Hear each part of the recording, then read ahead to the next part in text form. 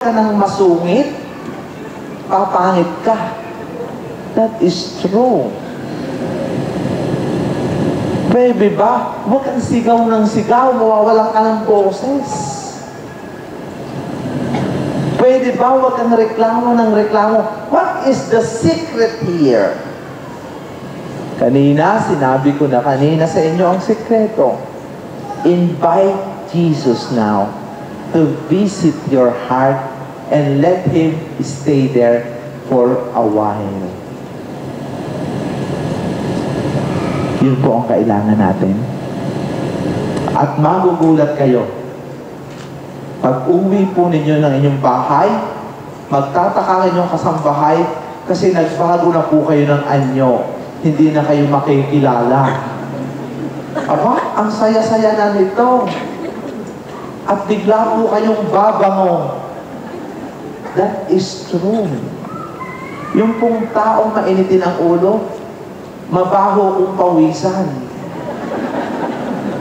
That is true. Maawa naman kayo sa inyong katabi. I'm telling you this.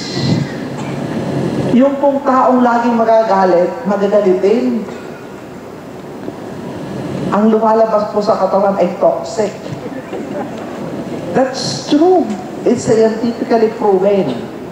Kaya kahit paano ilagay nyo ng ilagay dyan, sa inyong mga kiligili, kung hindi magbabago ang iyong ugali, mabaho ang lalabas. Mauubusan lamang kayo ng pambili ng deodorant. At magpapalit-palit pa kayo ng brand. Wala po yan sa brand. Nasa internal disposition. No, I'm saying this because we all deserve to be happy and live in the presence of God. Hindi po tayo mabubuhay dito ng matagal. Kaya napakaganda ng pagbasa ngayon. Kahit si Lazarus, kaibigang makalit ni Jesus, namamatay din. Lahat pala mamamatay, una-una lang. Mayroong nagpa-pray sa akin. Kadarating ko lang all the way from Europe. Kung tumatawag na, Father, pumunta ka nga sa aming bahay, pray over mga tatay ko. Nung ipipray over ko na, ang sabi ko, ano ba gusto mong ipray over ko sa tatay mo? Father, sabihin mo kay Lord, kunin na siya ni Jesus. So, tinanong ko, ano? Parang ako yung natingin. Pwede bang sabihin mo kay Lord, kunin na siya ni Jesus? Sabi ko, bakit? Kasi matanda na naman, 98. Eh, di yun nga ang ginawa ko? Lord, kunin mo na rin ito. And I pray the divine mercy. The following day, namatay na. That is a true story. Tapos sabi ko, di ako naman nag-condolences. Sabi ko, to the family, I expressed my condolences. Anyhow, sabi niya, pinuntahan ko sa bahay, Father, nagse-celebrate po na kami. Kasi kinuha na siya ni Lord. You know, this is a reality. Hindi po tayo mabubuhay dito habang buhay. Kaya kung kayo, 70 years old na, sabi sa Bible, pag 80, ibig sabihin malakas pa, 10 taon na lang, mamamatay na kayo. Kaya magbait na kayo. I'm saying this. Kasi po, yung taong mamamatay na, nagbabait po yan.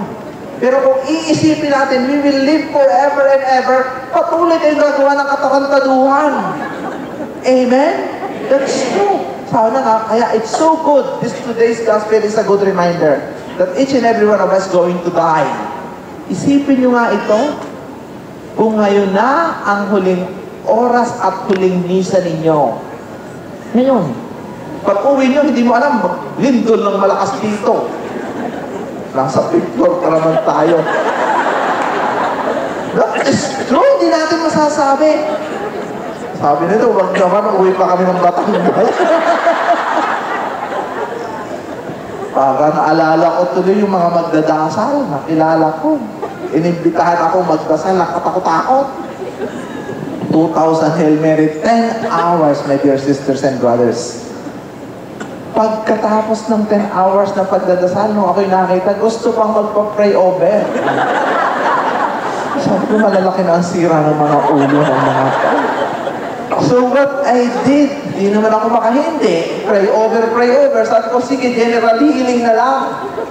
Ito ang ipinagdasal ko, Lord, ito pong mga banalistang ito ay mahal na mahal kayo. Nagdasal na nagdasal. Kunin mo na sila. At one voice, they said, Father, hindi pa po kami handa. Alam mo, tayo parang hindi handa. Hindi nga. Halos lahat mahal ang Diyos. Pero walang gusto pumunta sa namin. You know, in today's gospel, God is reminding us, like Lazarus, he wasn't that old when he died. But probably this death is a reminder to us na tayo magbuti na. If this is your last Mass, ang ganda siguro ng ipapakita nyo sa Diyos. If today you think you're going to die, siguro pupuntahan mo ang pinakamahal mo sa buhay at iyong aakapin. Baka karamihan sa inyo, yung inyong mahal sa buhay, hindi pa alam na mahal niyo siya. That is true. Baka yung inyong mahal sa buhay, lagi yung inaaway. May mga taong ganyan. Kung sino ang mahal, yun daw ang inaaway. Huwag mo na akong mahalin. That is so true. So my dear sisters and brothers, invite Jesus to come right now. Hindi naman para kayo mamatay na. Kung hindi para linisin niya ang nagpapabigat sa ating puso. So that you will be another and a new person. Para po kayo ay maging bagong tao. And this is the mission of this ministry. And the purpose of this ministry is not for you only to be healed physically, but hoping that God is going to use this ministry to transform you and evangelize you and bring you into the personal relationship to the living God. Or else this ministry is useless. Pumunta na lang kayo sa doktor, sa therapist. Huwag na dito. I'm saying this.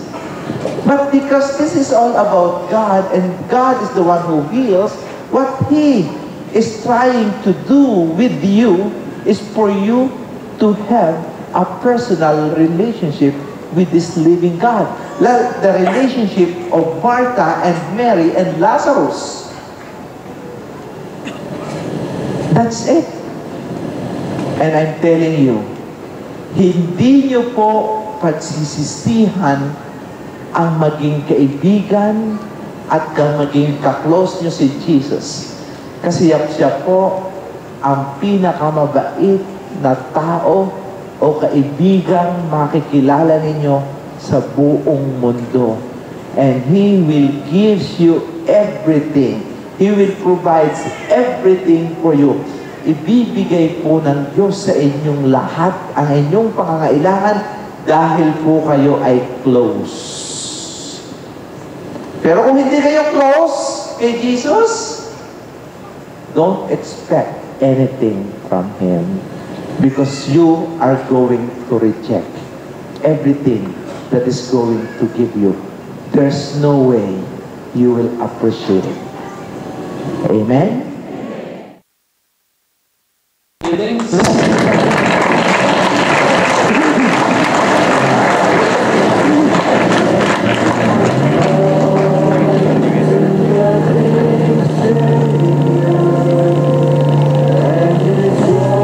Who can do the testimony?